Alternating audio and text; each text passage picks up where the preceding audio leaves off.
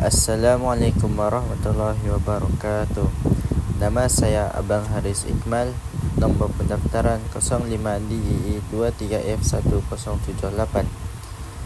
Saya dari kelas DE5C. Hari ini saya ingin membentangkan tentang peranan kaedah fiqh dalam teknologi kesihatan menangani cabaran sistem penjagaan Malaysia. Kita masuk kepada topik yang pertama, ialah pengenalan. Maksud kaedah dari dalam bahasa Arab ialah al-qaidah yang bermaksud prinsip-prinsip, dan fiqhiyah berasal daripada al-fiqh yang berarti al-fahmu, iaitu kefahaman. Dari segi istilah pula, kaedah fiqh, prinsip-prinsip fiqh yang bersifat umum dalam bentuk nas pendek yang mengandungi hukum umum yang sesuai dengan bahagian-bahagiannya. Ianya juga terbahagi kepada 3 bahagian, iaitu kaedah, fiqh dan kaedah fiqh. Yang pertama, kaedah, bahasa, tapak atas rumah dan prinsip. Yang kedua, fiqh, dari segi bahasa, suatu kefahaman. Dan akhir sekali, kaedah fiqh, koleksi kaedah utama yang bersifat umum bagi menyelesaikan isu-isu tertentu.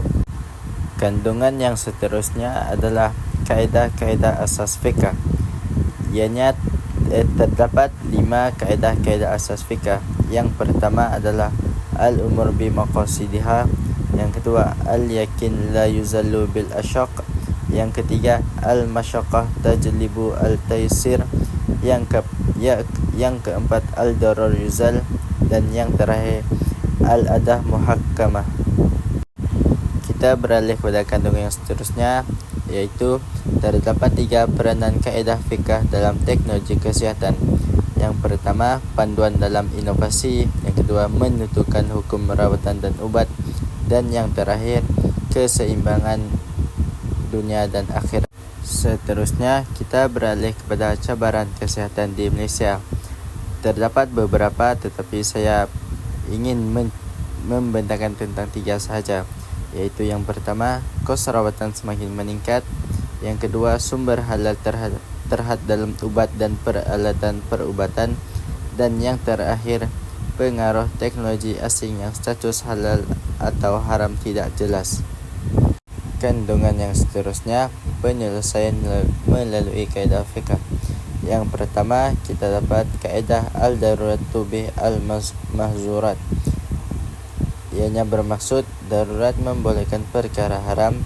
Dalam kesihatan, jika ubat halal tiada, maka ubat berunsur syubhah atau haram boleh digunakan untuk menyelamatkan nyawa. Seperti dalam firman Allah dalam surah Al-Baqarah ayat 173, A'udzubillahi minasyaitonirrajim. Bismillahirrahmanirrahim. Faman ittara ghairi baghi wala 'adin fala itsma 'alaihi innallaha ghafurur rahim. Ianya bermaksud, barang siapa dalam keadaan terpaksa sedang dia tidak menginginkannya dan tidak melampaui batas, maka tidak ada dosa baginya. Sesungguhnya Allah Maha Pengampun lagi Maha Penyayang. Yang kedua adalah kaedah maslahah mursalah. Ianya bermaksud mengutamakan kepentingan umum walaupun tiada dalil khusus. Ianya digunakan untuk membenarkan inovasi teknologi perubatan baru, seperti mana dalam firman Allah dalam surah Al-Hajj ayat 78, Bismillahirrahmanirrahim. Wa ma ja'ala 'alaikum fid dini min haraj.